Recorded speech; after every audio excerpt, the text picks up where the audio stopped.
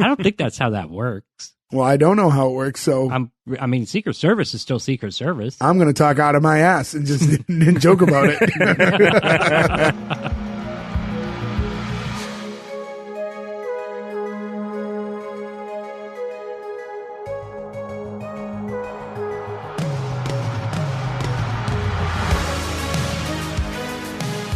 Welcome back, everyone, to S1E1, the show where each week we pick a different sitcom, watch just the first televised episode, and ignoring anything else we might know about the future run of that show, rate it, and decide if that's a show that we want to greenlight or cancel.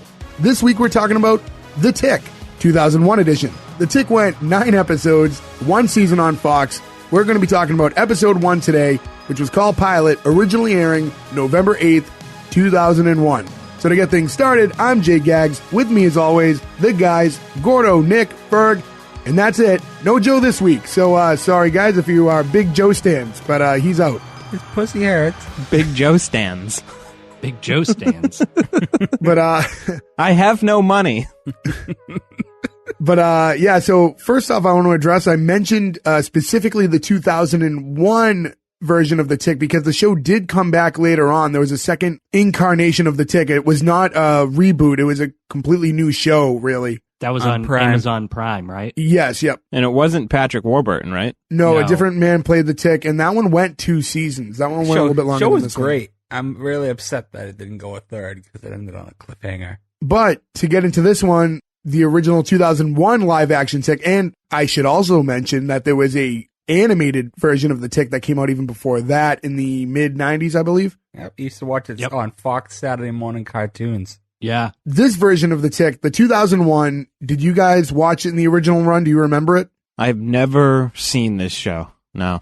I obviously I knew what it was. You were with us when we rushed from CCD all the way to the Chinese food restaurant. I was just going to say, I vividly remember this. I don't. I'm sure I was with you. I don't remember that though. But was this based off of a comic? Yeah. Yes. So this was like an independent comic or what? Yeah, The Tick is actually originally like created in this area. I don't have the full backstory with me, but yeah, it's a Boston, New England based character. Oh, interesting. Well, created. I don't know if the story is based there, but.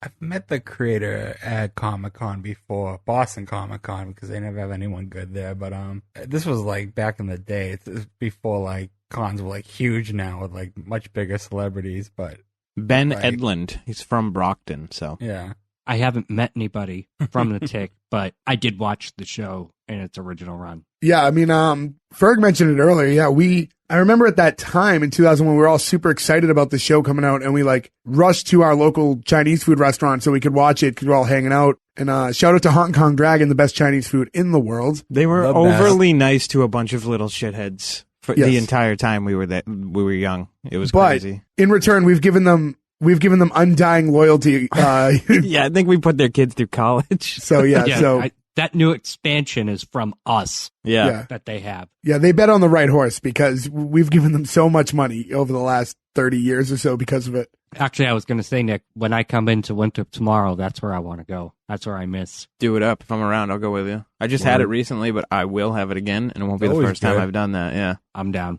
Yeah, so let's get right into it. So the opening scene, we just kind of see like the camera starts off on like this starry night sky and it pans right down. And you hear this narration. The life of a superhero is a lonely one, filled with hardship and danger. The few who answer the call must leave comfort, safety, and often sanity behind. But someone's going to stand the heat and stay in the kitchen. Someone's going to don the oven mitts of all that's right and strangle the throat of all that's wrong. This is that someone's story. As that's happening, it's panning to like what you think you're going to reveal the hero, but it's just a bus station. And he just goes, "Hey, a bus." I don't know why that made me laugh. Hey, a bus. Yeah. And then, so from there, you see this bus kind of pulling into the station and the driver's getting out to talk to who, I don't know, I assume is the manager of the bus station. And the driver asks him is he still here? And the manager's reply is, "Yep."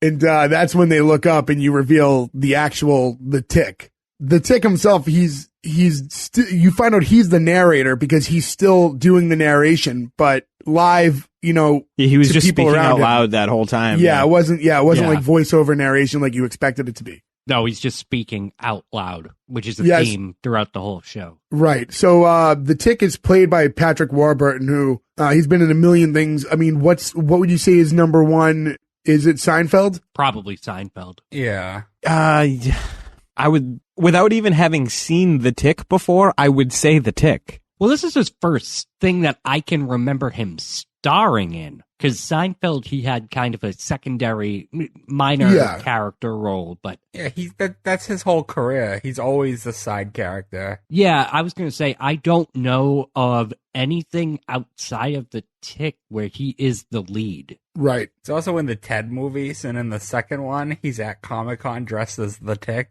which is pretty funny. That's right. And then, like, the suit itself, thoughts, anything when you first reveal it? It's, very tight. Yes. That must have been so uncomfortable. I was going to say, he actually has a suit still from that he took as a souvenir.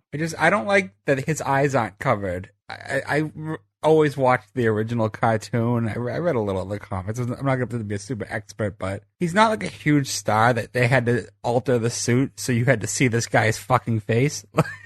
Yeah, I mean, I guess that didn't really, for me, it was just like what it was made of. It looked too thick and rubbery. Like it didn't seem, I don't know, it looked too fake for me. It looked I don't know. Unfinished. Like it looked like it was like a prop suit. Like it looks like they were either gonna like chroma key something on it to make it look different, or B, add layers to it, and they never did. Yeah. So yeah, I agree with Ferg. It did look unfinished. I mean, it's also kind of goofy looking, and I think that's maybe what they were going for. It's supposed to be a goofy superhero. If you know, like, the source material, it's not like it was a very intricate costume. I mean, visually, it is pretty accurate, aside from, like, what Fergan mentioned earlier with the face, but it's simple. But I don't know, something about that glossy, rubbery look like that, I don't know, it doesn't do it for me. Like, it looks too much like a costume more than like a... Yeah, which I think is what they're going for, right? Because, this is what confused me a little bit, too, because there are people in this show, there are people in this show who want to be superheroes, but because they just want to be superheroes. But the Tick does seem to have some, he's super strong, they never got into, like, the ethos of his character. They just showed up, and he was super strong and fast, and they never really explained why. I can't remember his actual backstory. I just know he's indestructible. Like, that's his power. And he's strong, obviously. Yeah, it is a weird mix and we will get into some of those characters as we go along, but it is kind of a mixed dynamic between all the heroes that you do see. So each media adaptation has a different origin of the Tick. In the original comic book series, the Tick is apparently legally insane, having escaped from a mental institution located not too far from the city. In the 1994 animated series, he has passed his official superhero initiation test and was assigned to the city. So and in the 2000 live action series, the Tick was tricked into moving to and protecting the city after irritating the bus station. He has no memory of his life. Get to that. Yeah, I know. He has no memory of his life before that. Although Batmanuel suggests the Tick may be from space. Fuck that character too. Interesting. All right, well, we'll as you mentioned, Gordon, we'll get into some of that in a minute. He's doing his, like, self-narration thing again, and he's cut short by hearing, like, some noise from below. And it's essentially just a guy who's kind of shaking a vending machine that just stole his money or doesn't work properly. So he jumps down to, help out, because he is the Avenger for this specific bus station. This is like his only jurisdiction. Imagine if South Station had like their own superhero just wandering around. I would say South Station could probably use one. Yeah. I mean, there's probably crackheads that act exactly the same. Yeah.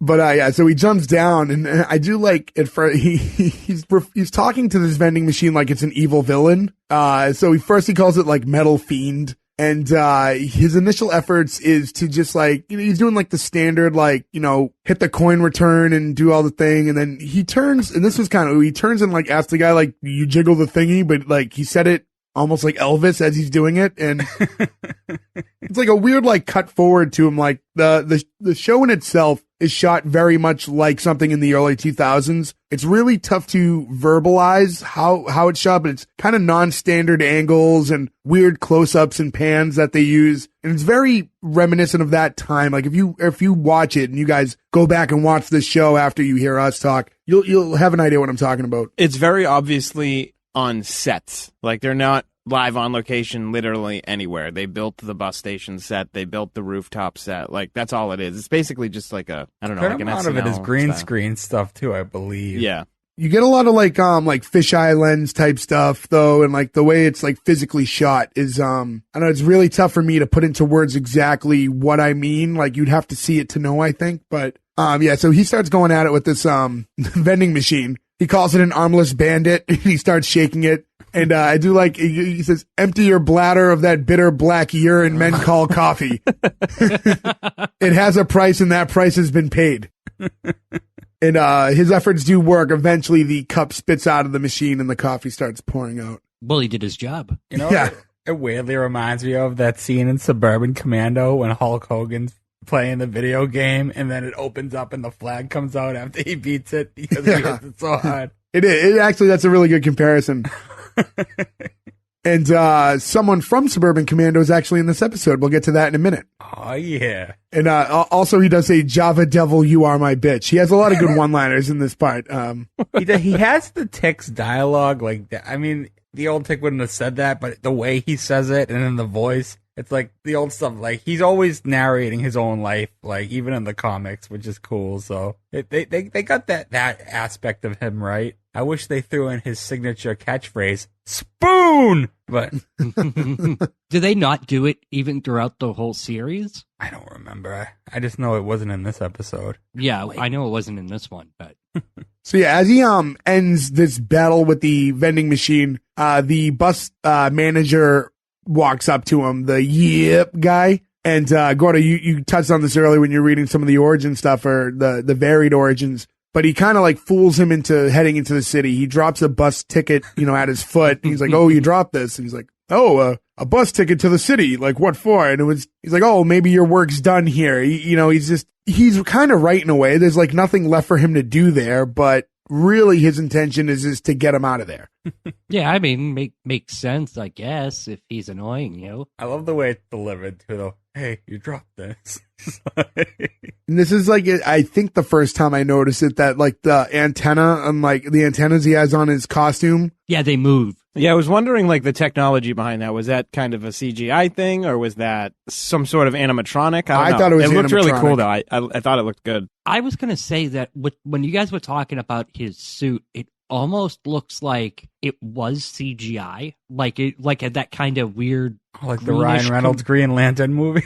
kind of, yeah. But like this way, they could do the antenna and everything. I guess if you can't tell, they did something right? My guess is animatronics because the budget of the show, what it appears to be versus how much it would have cost and where technology was for 2001, like that, if it was a CGI suit, it would have been very, very noticeable. I guess it's something really simple, though, because it's not, like, they're not always moving. It's just when he's emotional, it's like a close-up of his face. So even something as easy as just, like, pull a string, like, when they're doing a thing. Like, yeah. They can move the things that go like that. Like, That's true. Yeah, I don't no, think they'd that's true. spend a lot of money on animatronics on this show that they don't know if it's going to pick up or anything like Yeah. that. It's semi-low budget. After he's convinced that he should head into the city, he's like walking towards the bus and he encounters this teenage kid. And he tells him that this, the magic hubcap was never really magic and that the magic was inside him the whole time. I was like, what the fuck is that? Yeah, me too. Like, I don't know what the hell this is, but that's It funny. was just like a zero context thing. I have no idea where that was going, but whatever. That again goes with, like, the humor of the Tick. Everything's random, like, right down to the, like, villains and stuff like that. Just, like, talking to random people. He probably has this whole built-up story in his head where him and this kid bonded that never happened because he's crazy like that. Yeah. You know, like the final shot of like this whole bus station scene is like right before he gets on the bus. You know, you have that manager talking to this teenager now, and he's like, "Who is that guy?" And it cuts to the Tick on, "He was the Tick." But I'm like, I get the humor of the show and what they're going for there, but he's clearly someone who's been at this bus station night and day for God knows how long. So like who is that guy? Like maybe don't have that particular person say it and maybe just another patron of like the bus, not the guy he's already just interacted with say it. I thought that it was the other guy, not the bus manager.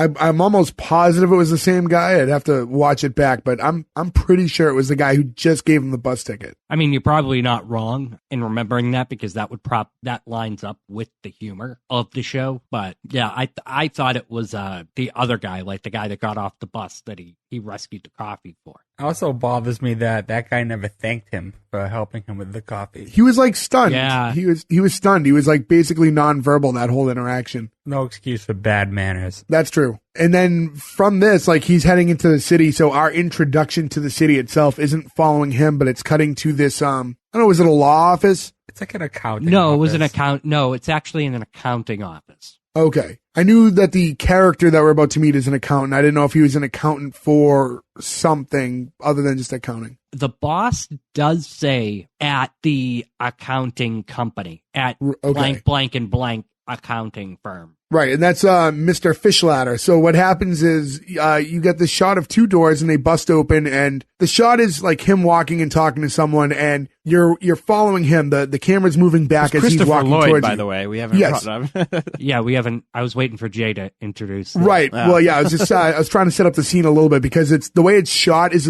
it's a little bit from under him, like almost the camera's at like waist level, looking up at him a little bit, so he's kind of towering over as he's walking. But yeah, it is Christopher Lloyd, who is the person who is in Suburban Commando, famously with "I was frozen today." But yeah, he's kind of fast talking and moving along with this other guy, and you get this the vibe that he's the boss around there. And the whole reason he's busting into this office is because he needs to address one of his employees, and it's an accountant that's dressed like a moth, and he's just kind of sitting there like doing his work in costume. And this is where we meet Arthur for the first time, and he's played by someone named David Burke. I'm not sure if I recognize him for anything. There's something about his face so that was I familiar. recognize him. I can't tell what he's from, though. Yeah, I mean, I could have done the easy click to see what he had been in, but I did not Yeah. do that in this instance. I'll be honest with you. So he's had a few minor roles. I don't have it in front of me right at this second, but he's most known for The Tick. Oh, okay. This is what we need Joe for, to point out some stupid, obscure thing that he's been yeah. in. If only there was some like weird 80s movie. Actually, he was a baby in this 1950s cowboy western.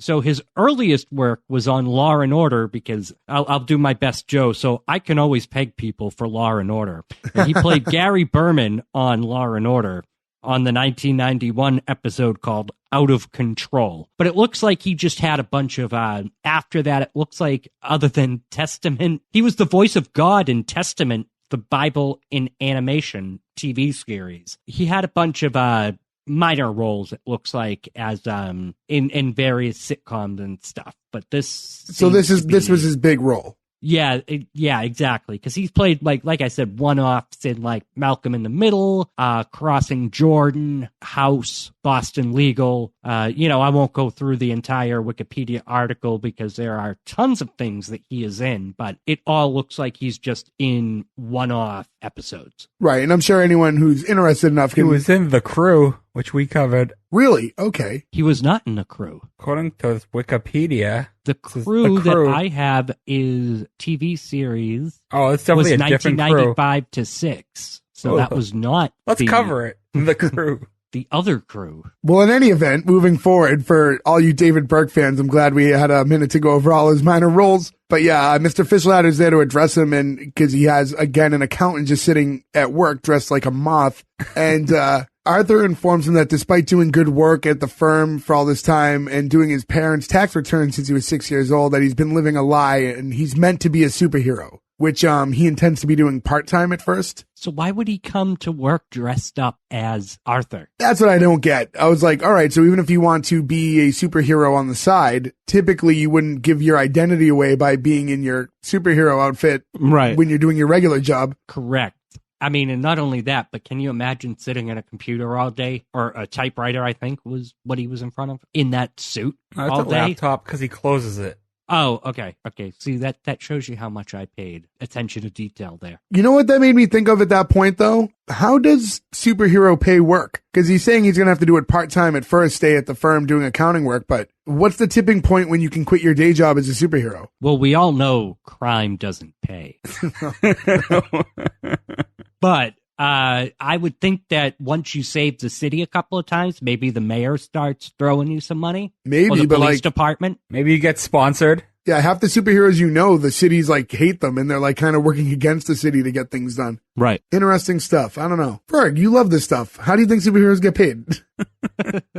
It's a question I've thought about before, honestly. Like how, let's say you woke up tomorrow with some sort of beneficial superpower. How do you monetize that? Like, how do you, I mean, without going to like the U.S. government and they'll be just like, go kill these people for us or something like that. Peter Parker sells pictures of himself to the Daily Bugle. Clark Kent is a reporter. They all have jobs as their alter egos. Now, a bigger question would be, if you guys could have superpowers, what superpowers would you guys want? I mean, that's a tough question. Can't come at me with that question without... I did. Ferg, there's no doubt in my mind you've thought about this a million times. Yeah, all right. If you could be a superhero, I guess, you don't have to pick one. Well, no, I think we superpower. can kind of go either way, though. Like, I think when it comes to just picking a superpower... Super speed. Yeah, super speed would be good. You can get anywhere as fast as you want. Yeah, but you can just teleport. Yeah, that's true. But teleportation would be nice. Teleportation would be super cool. Super strength, I'm fond of, but I kind of already have that. So. With super speed, though, with super speed, you run fast enough and hit someone, there's just super strength there. That's true. Also, you run fast enough, you could travel back in time. Just because you're super speedy does not mean you're indestructible, because you're also hitting them at that speed. Well, you know what I mean? A punch while you're at it. You punch somebody in the face at 600 miles an hour, your hand is going to make it out of that. I was going to say, how come nobody? I would pick telekinesis. That's a good. You'd pick toilet kinesis. I mean, if I could fart on demand, like deadly farts, like that could be. Jay's lifting a building, Ferg's running really fast, and Coda's just like, beep.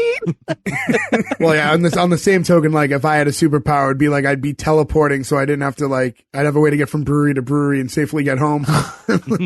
Jay got a superpower and died a week later. While the superheroes are trying to save the planet, I'm just finding a way to get to breweries in Tokyo. I mean, that'd be cool too. Like if you were to say we all went on vacation, but you can teleport, you wouldn't even need to pack. You just teleport home to change the next morning. Like I wouldn't need to with my super speed. Get there in seconds. That's true. I could just bring things with my brain. So people always say like, oh, flying would be a really cool superpower, but no, think about it. If you were flying, like if you just had the ability to like lift off and fly, there would have to be a point, like a part of your brain that would be like, what if this just stops working all of a sudden, right? And I'm up in the sky, like I would never trust it. You know what I mean? I would be horrified. I'm scared of heights. Yeah, I don't like heights. Yeah. You get hit by a plane. It's like, oh, look, Jay's flying 5 feet above the air again. He's just asleep. Like in Meteor Man. When he flies, he only goes a couple feet off the ground. That's all I would do, yeah. Just high enough so a car can't hit me. Yeah, but you wouldn't have a fear of heights if there was no, death. Like, if you could fly, no. Fear of heights comes from falling. But and superheroes die. But you wouldn't, but if you could fly, you wouldn't, necessarily. That's what I'm saying. You always need a combination of things for one of these superpowers to work. That's why there's not many superheroes with just, the one superpower. They can all do, many things. I mean, maybe I would be like Batman and just be super rich. Oh, so you'd be the worst superhero? I mean, in the same vein, though, what's wrong with being, Tony Stark smart? You could make the Iron Man suit. You can do whatever the hell you want. Anyways. Or you could be the Tick, who has, I don't know what his powers are. But, so during this whole exchange, I like that it started with Mr. Fishladder kind of informing Arthur that he's worth $17 per second, but he would constantly shout out different denominations of money to let him know how much money is being wasted by having his conversation with him. He said he didn't want it to. He said he's worth 17 cents, whatever. $17 a second. Yeah, but he didn't want the conversation to go over X amount of dollars, and I forget what that dollar amount was. At $17 a second, it would not last long. I think he said like. Well, that's what he was. That was the yeah. point. Yeah, that was the point he was trying to make. Was make it quick. He goes, "Your kids, Marty. Something's gonna be done with your kids." No, but what he did say was, he's like, look at yourself. You're built like a sensible shoe. You shouldn't be jumping around town in a body sock fighting crime. And Arthur's like, well, I haven't actually fought any crime yet. And Mr. Fischler was like, good. He's like, keep it that way. Crime fights back. And then he told him to remember Metcalf. I guess Metcalf was he was the head of shipping and receiving there. He worked on the 3rd floor. Metcalf was also trying to be a superhero, and apparently he was just I know beaten how pretty hard badly. this made Gordo laugh, by the way, before you even say it. Yeah. He cashed in his 401k to buy a jetpack, and he said now the poor bastard needs a machine to poop. No, I like the delivery too, because he goes, now he needs a machine to poop. I mean, you could be like Tony Stark of pooping and just have a machine to help you poop. Sure. I'm sure War Machine has that, and isn't he paralyzed? From the waist down, yeah. So that suit might help him poop. Because they didn't have the balls to kill him. Also, I've heard of a superhero named Mantis. Oh, yeah. That's right. Toboggan? Isn't he paralyzed as well? Or not? He is. Yeah. That mantis suit must help him poop really easily. But yeah, so Mr. Fischler essentially gives Arthur an ultimatum. He tells him you basically have to decide. You're not going to be able to do this part-time. You're either going to work here or you're going to try to be a superhero. And from there, we cut to the Tick standing on top of a building now that he's in the city, and he's once again doing the self-narration. And I thought this was him attempting to fly. I wasn't 100% sure what was happening here, because you get a shot of him from the back, and then he jumps off the building, and then you just hear crashing. Yeah, they never touched on that. I thought that was really He jumps from confusing, too. rooftop to rooftop. That's Yeah, his why thing. was there crashing, though? I didn't understand Yeah, he kind of that. just fell forward there. Because he's just heavy. So he jumped to the next one and he's just making a lot of noise. That's all. Wasn't he trying to glide? That's what I thought. I thought he was trying to fly or something, and he just like fell forward, and you just hear a crashing sound. I'm like, what just happened? Well, his wings. I thought that maybe he was trying to glide at first, but Can Superman fly, or does he just jump? no, Superman. No, he flies. Superman can fly. Does he fly? Okay, because I remember, I don't know where I heard it or saw it, and Superman doesn't fly, he just jumps really hard. And I was like, I don't know, I could believe that. He could jump that hard, maybe. Well, he doesn't have wings, so I guess the theory is, I can see he has that. in-air battles. That's true, true. yeah. He can. It's not about the momentum, yeah. After that, we started a new scene at this restaurant called the Lonely Panda, which is like a Chinese restaurant and bar. And there you see Arthur just sitting at the bar now, and he's talking to another like old superhero, It's known as the Cape. the Cape. Yeah. And they're just sitting across the bar, and he's just basically talking about, he's celebrating his decision to quit his job essentially and be a superhero officially now. You know, when I saw that, would you say his name was the Cape? When I saw him sitting there and you see all these kind of like second-rate superheroes, I was just thinking about that 3 Doors Down music video for Kryptonite. It's like, I feel like he belongs right out of there. The one that jumps through the glass and falls on them at the end. And they kept cutting back this whole scene of like, the Cape's just like making pyramids out of like upside down shot glasses. Like that was his whole. They do that in movies and stuff, but they don't leave the shot glasses on the table in bars. Like, And even if you did, if you started doing that, they'd be like, hey, cut it out. You're going to break all the glasses. Like you wouldn't be able to do that. The Cape probably has some privileges. Yeah, maybe. That's right. Superhero privilege. Maybe he's like the bouncer, like assigned to the Maybe, bar. yeah, maybe he's the resident superhero who watches over the bar. And the bartender tells Arthur that the suit doesn't do a lot for him and that it makes him look like the Easter Bunny. He tells him that it's like a flying suit, and that's when he presses the button like at his chest that reveals the wings. She's not impressed at all, and she just says the Easter Bunny doesn't fly. It's weird they never explain where he got the suit. Yeah, why Yeah. do they leave so much out? It bugs me. They just kind of never- throw you in the He world. just finds it in the comic. Or was it the show? I can't. No, in the original animated show, he just finds the suit. Although I did like the motion of the wings coming out. I thought it was pretty cool. Yeah, it I looks didn't cool. I didn't expect it. You know what happened in the scene too is the bartender, I thought for sure, and I looked it up and it wasn't. I thought for sure it was the grandmother from Fresh Off the Boat. And it very much was not. Garfield. A show that will definitely hit one day. I think for sure we'll do Fresh Off the Boat. I was thinking about that show today. Like, I'm gonna make it my pick in the future. Nice. So keep an ear out, everyone. We'll be hitting that one sooner than later. But yeah. So Arthur tells this bartender that he hasn't actually flown yet, but he's gonna go outside and like jump off the building and fly like immediately. Like that's his plan once he leaves. And she's like, "Yeah, do it. Who cares?" My question is, if he hasn't flown yet, how does he know it's a flight suit other than the fact it's got these little butterfly wings? Like, what if he just found like a Halloween costume? Like, Right. Why would you try from the top of a building first? Like, go out and see if you can just at least like float and flutter away. Like, Yeah, or like a controlled experiment where you like jump off your own roof, but you set up like padding on the ground, like outside of your home or something. But then, yeah, as he's leaving, she tells that other superhero, the Cape, that she thinks he's gonna fall and die. Like, just, and that's when the thing his pyramid. his little glass pyramid falls over. Yeah. Yeah. And then right after that, we go back to the Tick, and it's like this kind of an awkward scene where he's just jumping around from building to building, and then he's going through the roof and like pushing things over, but he's not. There's no objective. He's just like doing it for no reason. I mean, I would if I could just leap buildings. I mean, I would, wouldn't you? true. Yeah. I can't say for sure. I don't like heights that much, so I don't know if I would risk it. I'd be using my machine that helps me poop, and I'd be dropping poops from the rooftop onto people and just jumping, and people would be like, "Oh, where's that poo coming from?" I'm going to cut this episode short. Enough of this. And the one thing he said, though, was like, the phantom pooer. essentially what he is doing at this point is he's the Tick's announcing himself to the city. Basically, he's screaming to the city that he's here. And he says, you've melted my heart. From this day forth, I will spread my buttery justice all over every nook and cranny. So apparently he looks at the city like an English muffin. Well, no, he references toast after that. Did he say toast? Oh. Yeah, he mentions something about your toast will never go dry again or something like that. And then after that, we cut back to Arthur, who's leaving this Chinese restaurant and notably had a few drinks at this point. So you can kind of see that on his face that he's a little woozy right now from all the drinking he did. But he hears some like evil Russians off in the alleyway. They're talking about the Red Scare, which is the finest secret Soviet supervillain from 1979.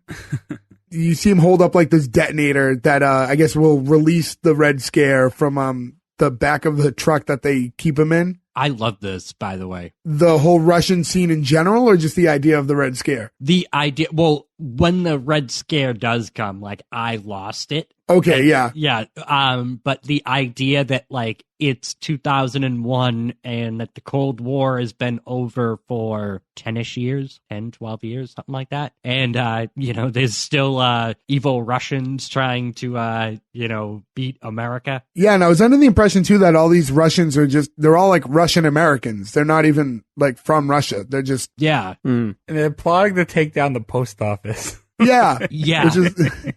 The postmaster general has to go. Like, yes. Of all the positions to pick in America, the postmaster general, not the one I would be targeting first. Going for the federal crimes. True. And as Arthur like gets closer to them, like his stomach kind of gets the best of him, and he vomits on the shoes of one of these comrades. So obviously that guy's pretty pissed, and he just picks him up and he like pushes him up against the brick wall. And when they realize that he wants to be a superhero, essentially, they tell him that they're going to teach him the lesson that they taught Metcalf. And he just realizes like, oh no. And so Arthur yells like, no, but this very like a feminine high pitched shriek that like for the life of me, I don't know if any of you guys could do it. I couldn't do it on my best day. I can't get my voice up that high. Voice up that high. So because of that though, the Tick can hear the yell off in the distance, and he thinks it's a damsel in distress. So he jumps down onto the van, which like pops all the tires immediately, and he yells, "Unhand that woman!"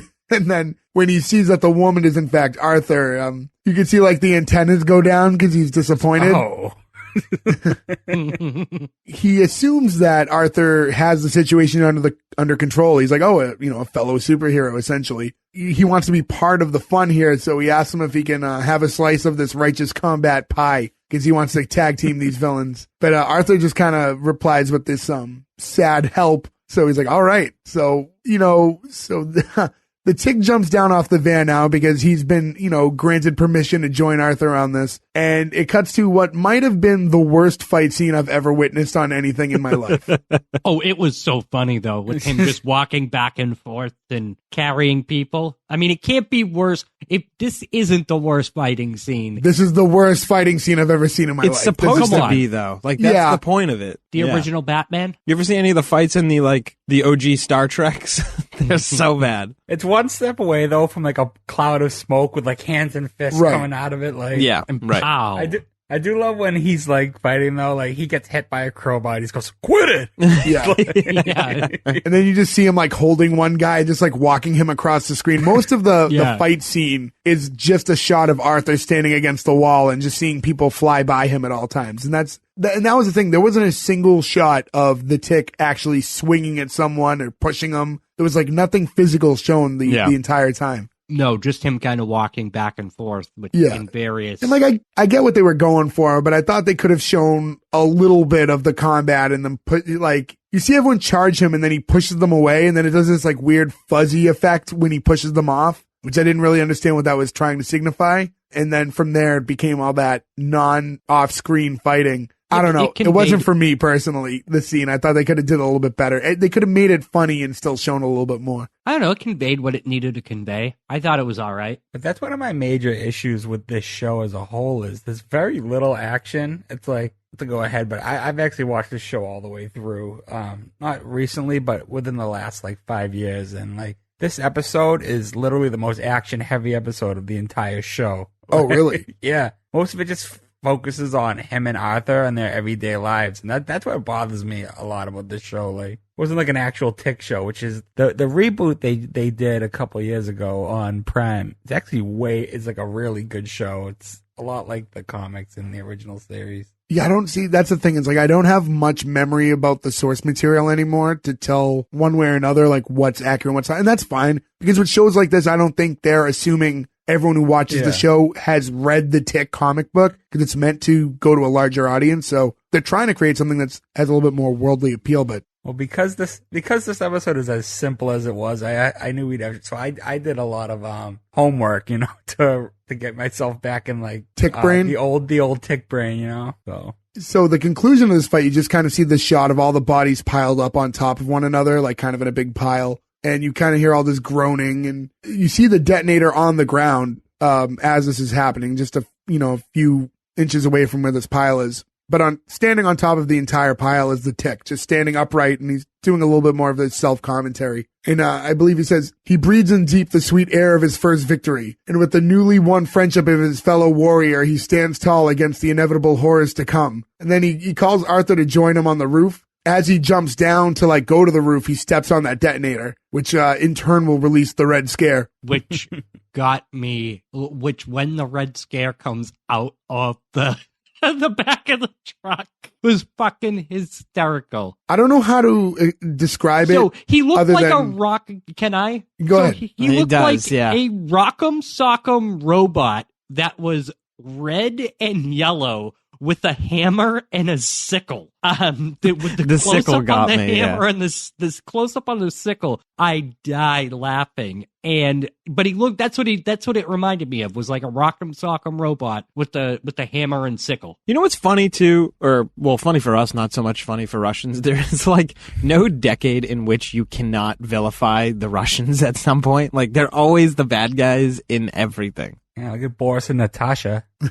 Yeah. You know what vibe I got when I saw the Red Scare? Kaiju Big Battle? Yeah, exactly what I was going to say. Yep. Yeah. I can see that too. The second he came out, I'm like, this is a Kaiju Big Battle character. And for those of you listening who have never experienced Kaiju Big Battle, it's basically a hybrid of Godzilla-like monsters doing professional wrestling in a wrestling ring. And it's very much its own. There's nothing else you could compare it to. Kaiju Big Battle is very much its own entity. This Red Scare character could have easily walked off of the set of The Tick and went into battle against Dr. Cube or Kung Fu Chicken Noodle or American Beetle.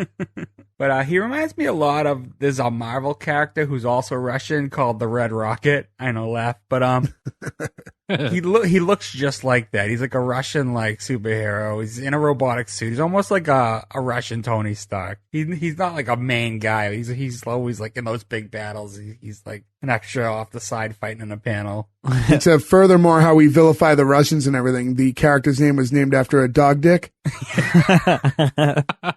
But he looks just like that too. Shout out to our Russian listeners. Yeah. You know. Da.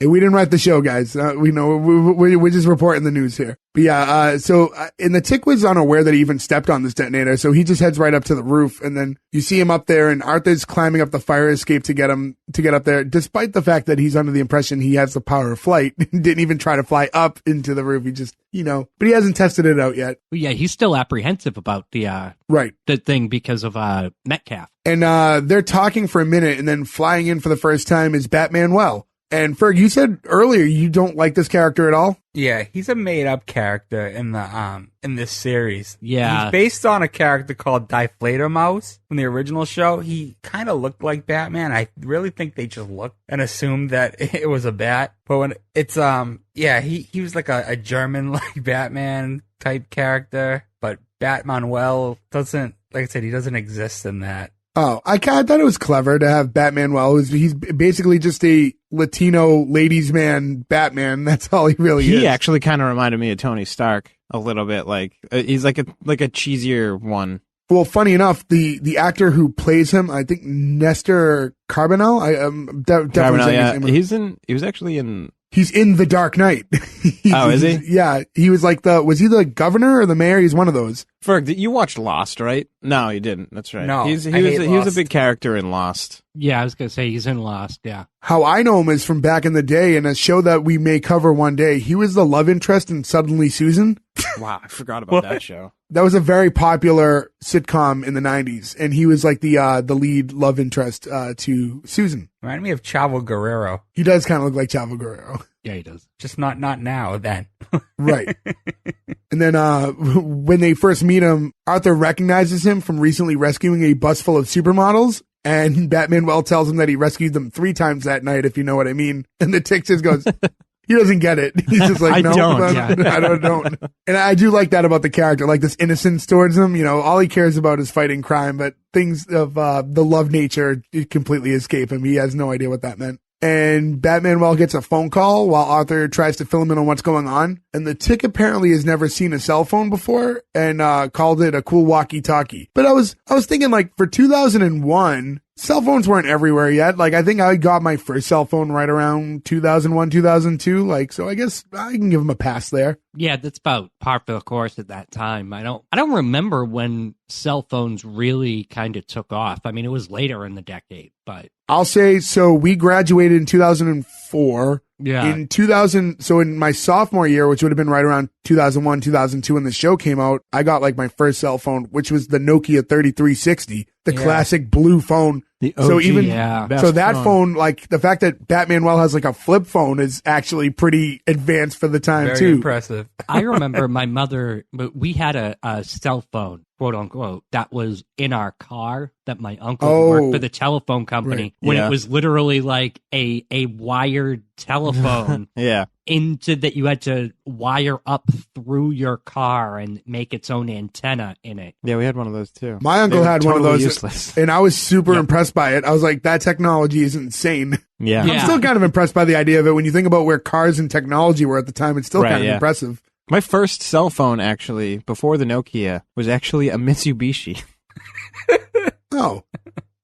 I don't remember what mine was. I think it was like mine was definitely Nokia. Must have been a Nokia. That Nokia was like the OG. Those Nokias were awesome, by the way. They were indestructible, and you could change the faceplates. So you could get some really cool ones. In Snake. Yep. Yeah. Like Snake. There's actually a few years back, I remember finding in the App Store, you could download a version of Snake that turns your screen to look like the Nokia, so you're just playing Snake on like a small portion of the screen. That's pretty cool. I want to say back to when all this is happening and Batman Well first shows up, you see this like smile on like this childlike smile on the Tick's face because I think he's just excited to see more superheroes. Yeah. Well, he was stuck at the bus station. I mean, how many superheroes are out at the bus station? True. Well, some superheroes are loners. They don't like other superheroes around them. It's just another unanswered question. It's like, why are we supposed to believe that he's the only one? Now he sees other ones, and he kind of thought he was the only one, it seems like, right? I don't know. I never got that impression from him. Yeah, I think he just figured everyone has their jurisdiction. We meet another superhero at this point, too, because a helicopter is overhead, and down from the ladder enters Captain Liberty. That's another one. She is based on the character American Maid Oh. in the comics in the original show. I wonder why they flipped all those characters around. Yeah, I So don't know. let me go talk to my man, and then I'll be back. But there is a reason why they did that. Oh, okay. And so while you're looking that up, she's like a Wonder Woman type of character, and she was played by Liz Vassy. I'm not sure if there's anything in particular I recognized her from. A good-looking gal, though. Yeah, for sure. Yeah, for sure. And she says she was sent by the CIA because of the news of the Red Scare. You can see like that her and Batman will have this like back and forth, and it's very clear from the beginning that they have a bit of a sexual history, and that was confirmed by Batman when he lets them know that they had sex in the water tower about a month ago. He kept her underwear. Yeah. Batman tells the Tick that he saved her before too, if you know what I mean, and you just get the Tick going, nope. No idea. Nope.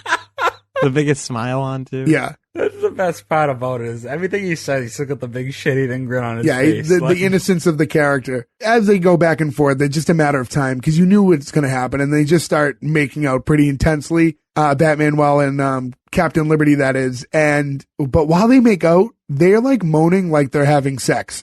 It was like, these are not make-out noises. So all I was able to find was Walt Disney Company inherited Fox's previous children's programming lineup and therefore owned the rights to many of the show's name and trademarks. For this reason, American Maid and Die Fledermaus, two major characters. Deflatormouse. The two major characters in the animated series were unable to be written into the new show, and thus they were replaced by Captain Liberty and Batmanuel. But this was put out by Fox, though. It shouldn't have been anything to do with Disney. Don't ask me. This is what Wikipedia is saying. It says the Walt Disney Company inherited Fox's previous children's programming lineup and therefore own the rights to... Oh, okay. So this... No, but Fox is... That doesn't make sense. Yeah, it doesn't make sense at all, because if Disney inherited, maybe they just didn't want them because it was adult situations. I don't know. I wonder if it's a matter of like, were those characters created just for the animated series but weren't part of the comic? No, I thought they were a part of the comic. Oh, they were. All right, I was going to say, it's interesting because if you're allowed to use the Tick and Arthur. Yeah, in the comic there's hundreds of superheroes and they're all like really weird. And nothing as weird as the villain. The original show had some really strange villains. Which one they bring up at the end of the episode, but we'll get into it. Yeah, so anyways, while all this making out and everything is going on, and you see Arthur looking down from the rooftop, and he's just watching all the destruction that the Red Scare is causing, and he turns back to see, his super team here, and he's just really disappointed, because all he's seeing is the two of them making out, and the Tick, who's very distracted by the fact that he just stepped in gum. My favorite part of the whole show right there. Who puts gum on a roof? And the gum was like... really squishy sounding. Like, I don't understand why a piece of gum was making that much noise. It made the noise it would make if he stepped in shit.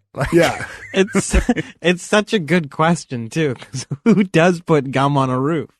Well, I guess like if other people use the roof to hang out and stuff, yeah. I guess if they're in like the kind of city that does the roof parties. Yeah, people hang out on roofs. But yeah, Arthur's just kind of had enough, and he just kind of slips out and leaves. And by the time the Tick can just kind of get his attention away from the fact that he stepped in gum, Arthur's already long gone. So the next scene is we see Arthur walking into his apartment, and he's just kind of holding a bag of groceries, and he sets them down and looks in the mirror, and he says to himself, like, you're an idiot in a bunny suit. He's pretty dejected from this whole superhero life already. He hears some knocking at the door, and it's, the Tick followed him all the way home. And you get that kind of fisheye thing I was talking about earlier that, again, just the way this whole show is shot is very reminiscent to the early 2000s to me. The fisheye was used a lot in this time. Like, it was either like a new lens that it couldn't have been a new lens that they made. The very end of the 90s into the early 2000s, fisheye lenses had been around for a while, but they were really being used a lot at that time. It was like the new trick. Used for like point of view shots. Like, yeah, you're looking, even though that's not what life looks like.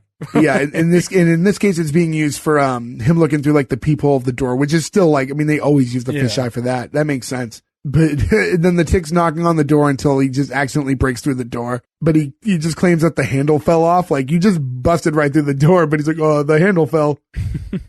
One thing I want to point out is we talked about it. Everybody thinks that Arthur is a rabbit. But Tick's the only one that identifies and knows that he's a moth, which is interesting. Yeah, it is. Yeah, he calls him Mothman a few times. Yeah. The Tick's also very impressed by Arthur's secret headquarters, which because he doesn't understand that it's his actual apartment. And he's looking for the trigger that's going to, like, I don't know, transform it or send them to, like, you know, the secret lair. And he thinks it's like the light fixture on the wall. I laughed out loud when he goes to pull it, and he just rips it right from the wall. Yeah.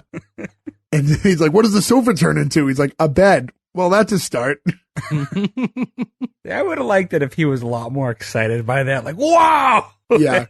Arthur tells him that this is just a regular apartment, and that's when the antennas go down again in disappointment. He's like, look, this whole thing was a mistake. Apparently superheroes are just a bunch of egotistical, self-centered, sexually frustrated kindergartners. No offense intended. And the Tick's like, none comprehended.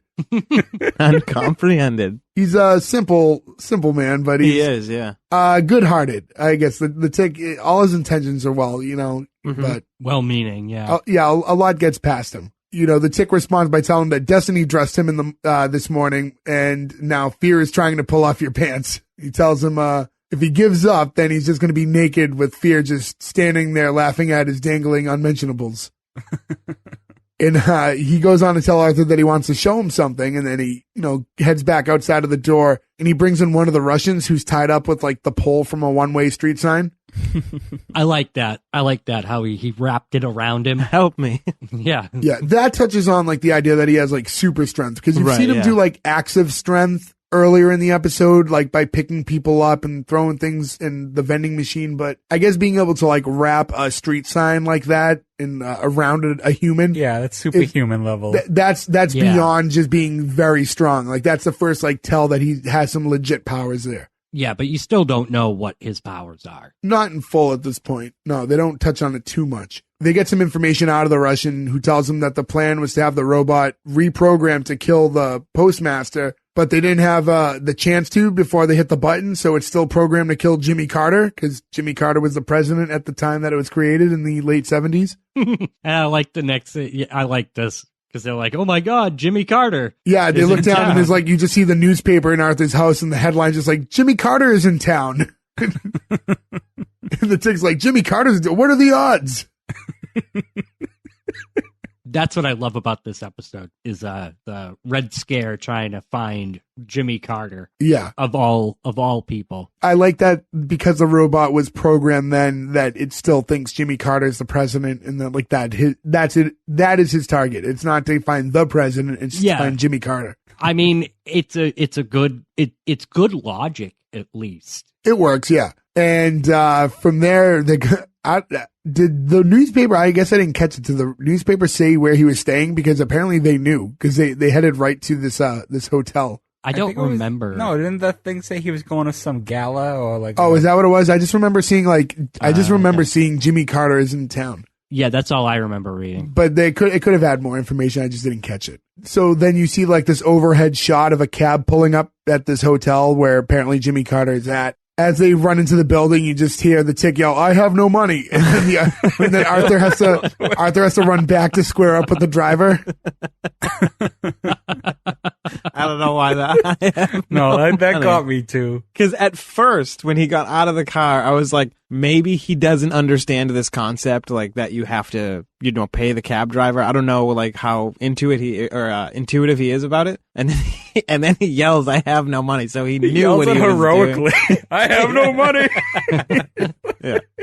And then from there, we get the shot of the two standing in the elevator, and they're talking. And when they cut to the outside of the elevator, we see the backs of Jimmy Carter, quote unquote, and a Secret Service member waiting to get on. And then the doors open, and the two are like looking at one another, and it's just Arthur arguing like, "I don't want to poop with a machine," and the Tick's going, "Nobody is asking you to." And then the Tick grabs Jimmy Carter and pulls him in with that. It's again with that like kind of fisheye lens. He goes face up right to where the Secret Service member is and tells them that they have it from there. So they try to tell the president what's going on, and he thinks that the two are the actual villains, and he's trying to escape. And they keep doing these things to avoid showing his face. Yeah, it's strange.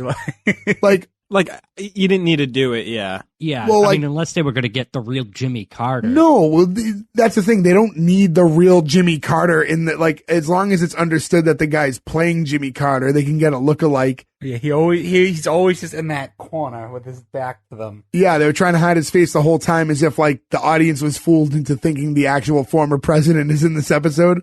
I thought it was clever. Like, I think, because like a lot of people would do that back in the day.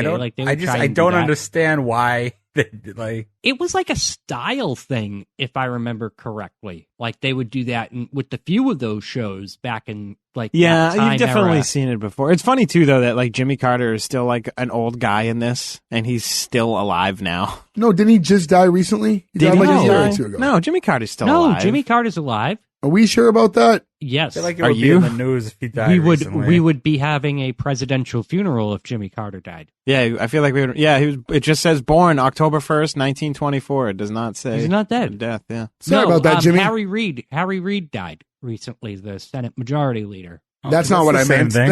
Yeah, that's not. I don't know. I'm just saying. I wasn't confusing the two. I was just under the impression Jimmy Carter had already died, but I was wrong. So sorry about that, Jimmy. Sorry, Mr. President. No problem, Jay.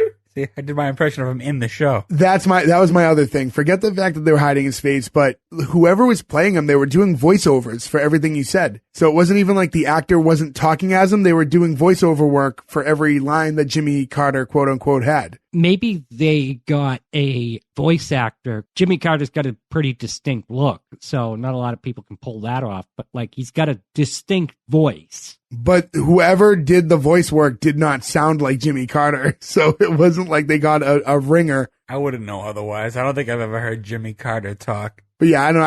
I thought that whole bit with the hiding his face and the voiceover for all his speaking parts were strange. If you're going to get someone who does the voice good enough, then, and you don't want to show his face, then you could still work around the hiding the face. But Yeah, I think we can agree that there's probably way better ways to have done this. The only reason I could see doing that is if they had somebody funny playing them, and then there was a reveal at the end, like, oh, hey, it's this person. But Right. it just didn't make sense. oh, it's Gilbert Gottfried.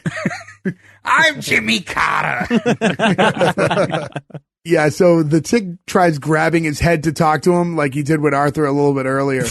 Stop squeezing his head. Yeah, Arthur's like, you gotta stop doing that. You can't grab people's heads.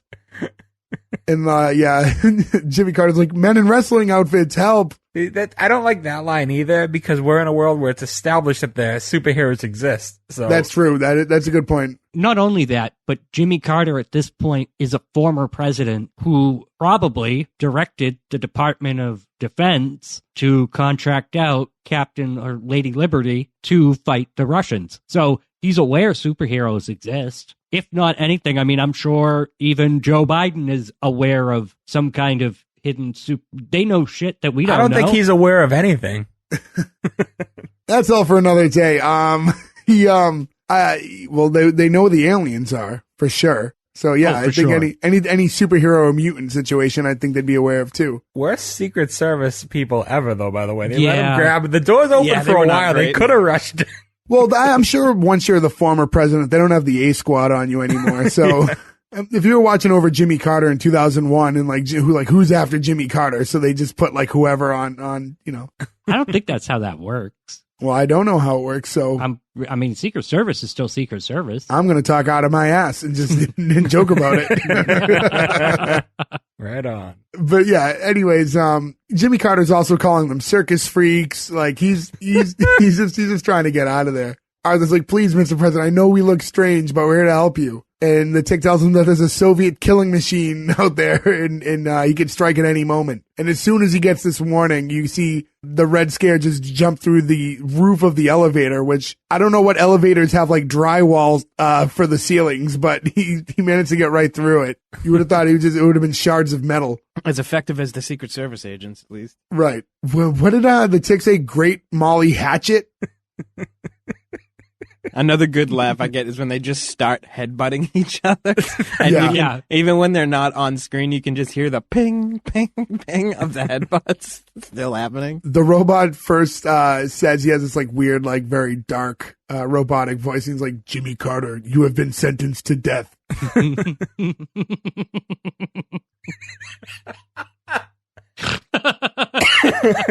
That's when we get the headbutt battle that you were talking about, which is just back and forth. And I mean, I guess the Tick has like a super strong. We're still not totally sure of his powers, but if you're gonna go in a headbutt battle with a robot, then that must somehow play into your powers of super strength or Yeah. whatever's going on. The robot goes destroy Jimmy Carter, and he uses that sickle he has to cut the cables to the elevator, making it start shooting down pretty fast. And he grabs the Tick's head and he puts it through the wall, and you can just see like the Tick's head rubbing against like the elevator shaft like wall. So you just get these sparks as they're like plummeting down. I love that he's just mildly annoyed by it though.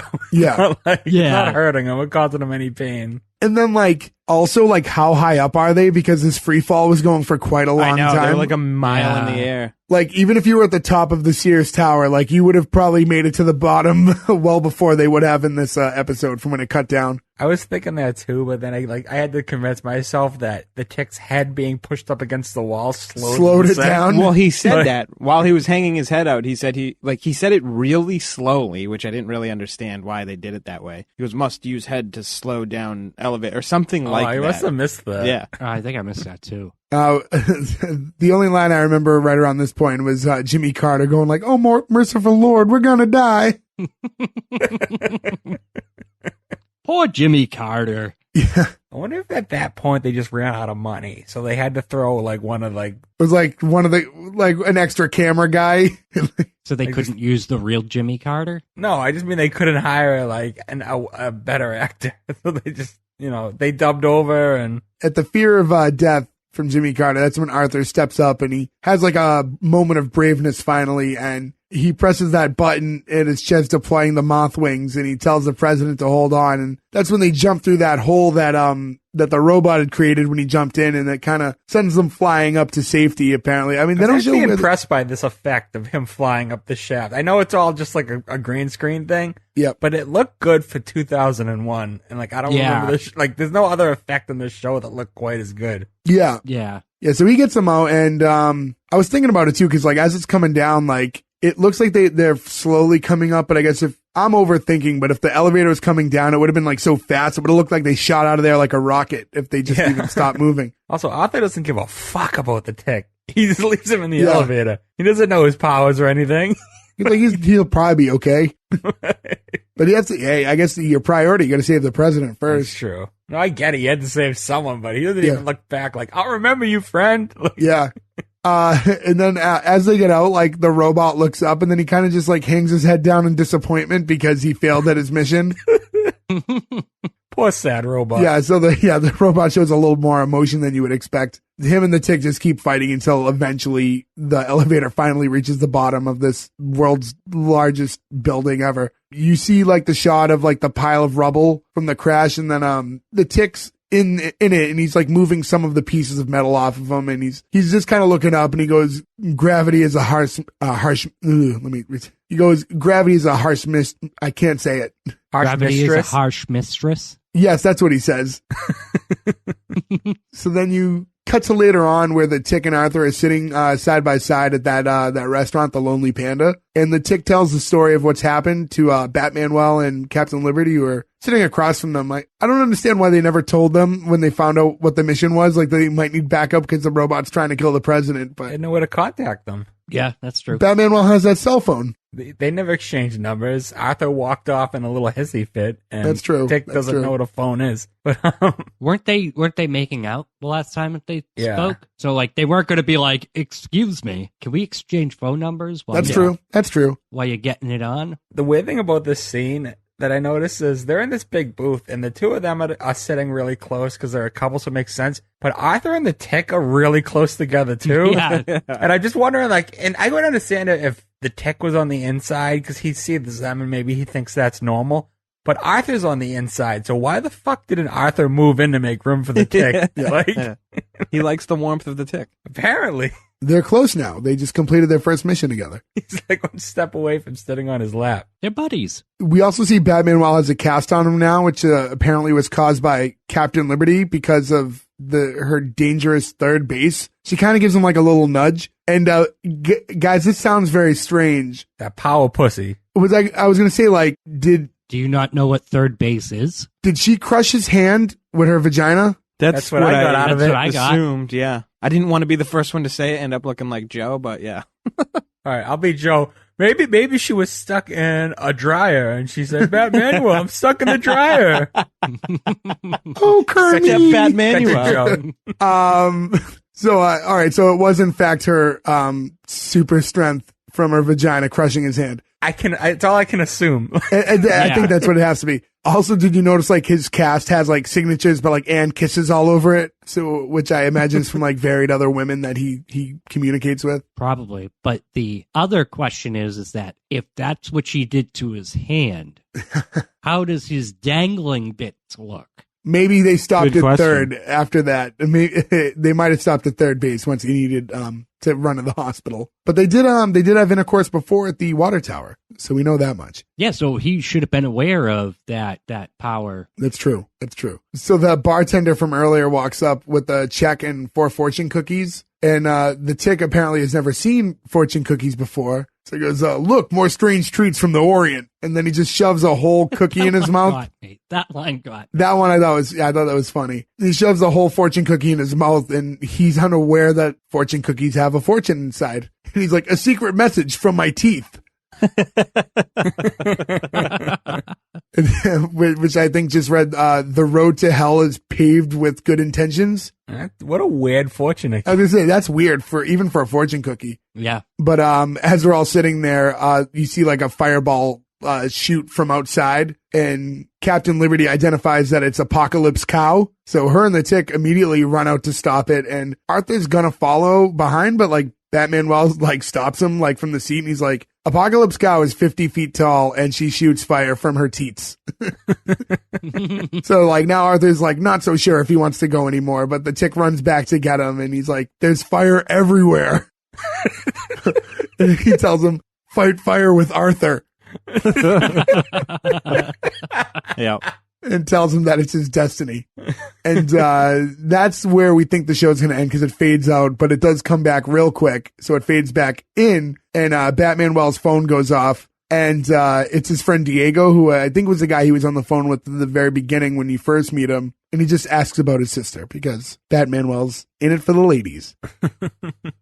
And that's how that episode closes. How do you guys feel about the way this episode ends? I would like to have seen Apocalypse Cow in live action. For the I know, I was first very time, curious as to what Apocalypse Cow looks like. Yeah, me too. That's what I wanted to see. But I mean, I thought it was a fine ending other than that. Yeah. Other than seeing Apocalypse Cow. I also would have liked to have seen the other villain, Chairface Chippendale, who is just a old school mobster, but his head is a chair.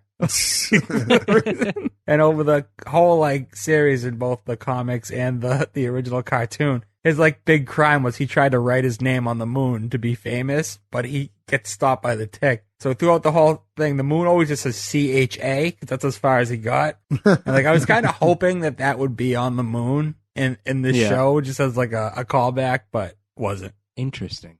So yeah, that was the conclusion of the episode though. So as far as the Tick goes in general, I mean, this show, the future show that happened later, the original animated, the comic, anything you guys want to mention about the Tick? Ferg, you got into a lot of it earlier on, but is there anything that we're leaving out that people should know about this character?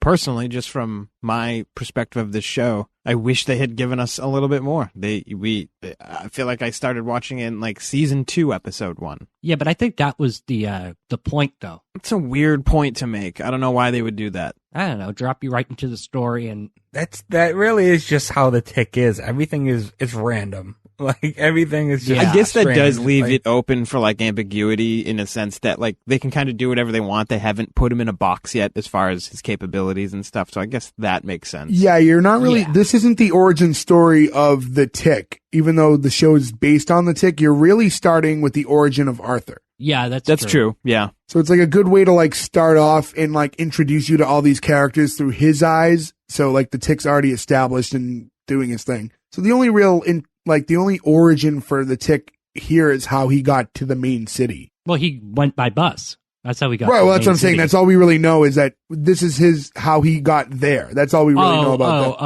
Okay. Yeah. Okay. We are a bit spoiled nowadays, too, as far as superhero cinema goes. You know, we get all these backstories and, you know, info on everything now, whereas maybe you just didn't need it. Yeah, there wasn't a lot when this came out. I don't remember anything about, like, they didn't do origin stories or anything. Like, superhero movies weren't as popular. No, the Spider-Man, the first Spider-Man movie, I think, is coming out right around now. Yeah. Okay. But, like, I don't even know if it was out when this... Yeah, but there's still Batman and Superman. Yeah, I mean, there's superhero stuff. But this is before, you're right, the big superhero boom. Like, yeah. We had a few movies Yeah. like fake superheroes like Blade and shit. wait, fuck you. All right? But yeah, this is how they used to just introduce you to superheroes back in the day. You know, they didn't have the fancy origin stories and all of that like these kids these days. And you know, we got the Tick and we liked it. Yeah, so like with the Tick, I didn't read the comics for the Tick back then to really know the character's voice. So to me, Patrick Warburton's voice is the Tick. Like I can't, when I think of the Tick, that's it's how not I see right it. on the nose, but it's similar. It was good casting getting him for it, though. Like I guess for comparison, right? When Ryan Reynolds started playing Deadpool, I had read a lot of Deadpool in like years past when I was younger, and I read it exactly the way he delivers it. Like I thought it was like perfect casting having him play Deadpool. Yeah.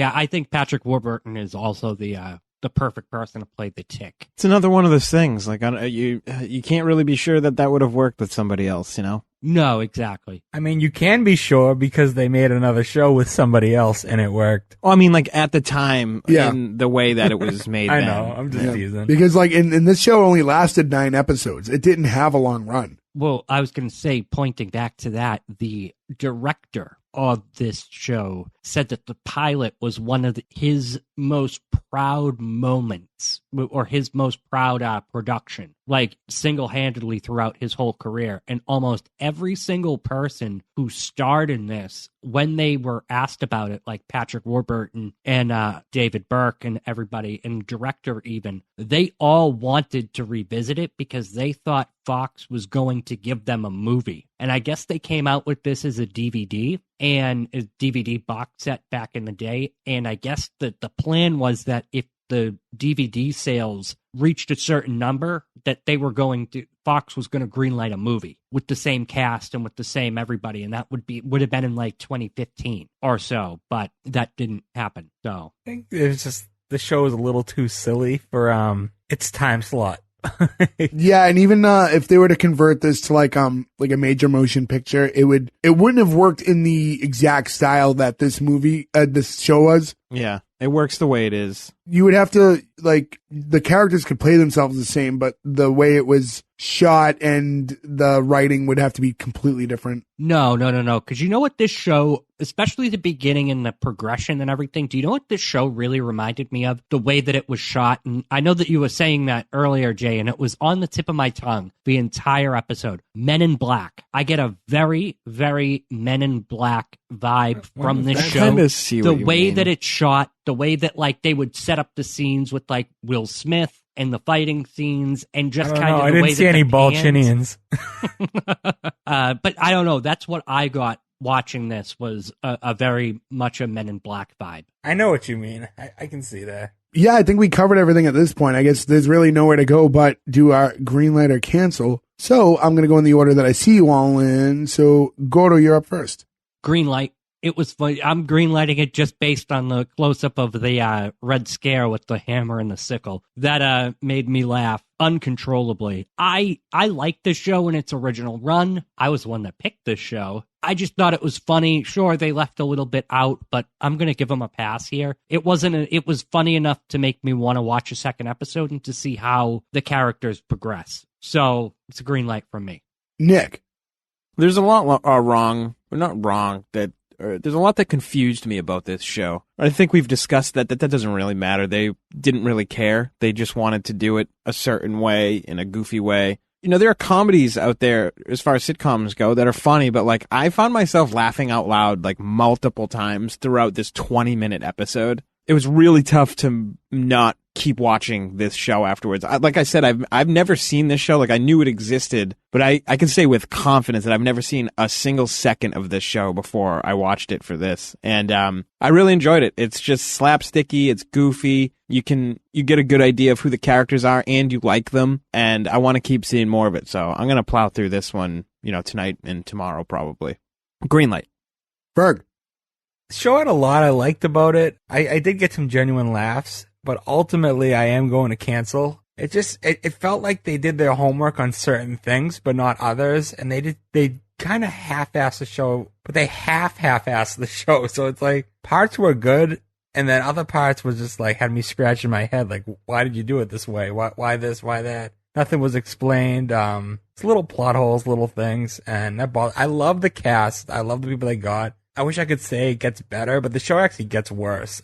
Like I said, this episode's the most action in the entire series. Arthur doesn't fly again in the rest of the show, period. Spoiler alert. It's just like, I don't know. I've now seen better Tick shows now, too. And even going back to the original animated show, much better. So like I said, as much as it hurts, I'm going to give this the cancel. All right. So, for me, I'm actually siding with Ferg on this one, and I'm also canceling it. And it's not even really for the same reasons necessarily. I loved Patrick Warburton as the Tick. I thought he was hilarious, and I thought he did a phenomenal job playing the character. But I thought the show that was created around it wasn't that good. So like I had issues with, and I get that you're doing a cartoony comic book type character, but I thought just the way it was shot, the way it felt, like a lot of the dialogue, the fighting scenes, it just, none of that stuff really clicked with me. Every time he spoke, I thought it was really funny, but everything else just didn't click. And I would have loved a new Tick show that he got to play the Tick again with a different set of eyes in control of the show. Yeah. And just, with a different, feel altogether. Because I think he is like great casting, and I haven't seen the newer Tick show, so I don't know how the other guy is. But yeah, ultimately I have to cancel it because other than the main character, I just didn't love the show that much. Let's hope Joe comes through for us. Yeah, so that puts us in a very unique situation because this is the first time, because we're only going with 4 guys and we're actually at a tie right now, that we have to end the episode on a cliffhanger. So to the Tick, I don't know if I can congratulate you or say I'm sorry because we're leaving on a tie. So for those of you who are curious, you'll have to follow us on Instagram at S1E1 Pod, because eventually that graphic will come out where we tell the results of our green light or cancel. And we're not doing this to bait you to our profiles. This is just legitimately how it works. Unfortunately, this is how it has to go. Yeah, we do not actually know how Joe's voting yet, so you're going to have to just stay tuned and keep an eye out there. Again, S1E1 Pod on Instagram, but additionally, S1E1 Pod is where you can find us on all our social medias. So that's it. That's all we have for this week. Go to S1E1pod.com. Follow us on all our social medias, Instagram, Twitter, Facebook. We're everywhere. And then that also gives you all the links to where you can listen to us. But if you're listening to us right now, you probably have a good idea where you can hear us. But yeah, S1E1pod.com. And again, I've done this before. I'm pleading with you guys, please spread the word. But additionally, if you're someone who listens to us every week, it means a lot to us, and we very much do appreciate it. But if you could follow our social medias, that helps us out infinitely. So we've been seeing engagements more and more on our, YouTube and Instagram and stuff like that, and we love seeing it too. So tell us we suck if you want to. It doesn't really matter but get in there and engage with us. We really, really enjoy it. Yeah, I mean, that stuff does a lot for us. Yeah, every time that you guys engage with us, we all get like giddy, when in our group chat, and we all kind of give each other high fives and stuff. So it really, really does mean a lot to us. Yeah, share us with your friends, and if you hate us, share us with your enemies. Yeah, some of us like us that And yeah, but like Gordo's right. Every time somebody comments, we drive to each other's houses just for high fives. It's like a thing that we do. So yeah, it makes it hard when Joe's in Maine. Joe lives in Maine, so think of all the driving we do for all these high fives. But yeah, no, again, guys, S1E1 Pod, please follow our socials because that does help us a lot, and it does help us engage with you guys and know what you guys want to hear so we can give you shows that you want to listen to. So, but that's it. That's all we have for this week. Thank you, guys. Catch you next week. Goodbye. I think we got the best apocalypse cow. Love you, Joe.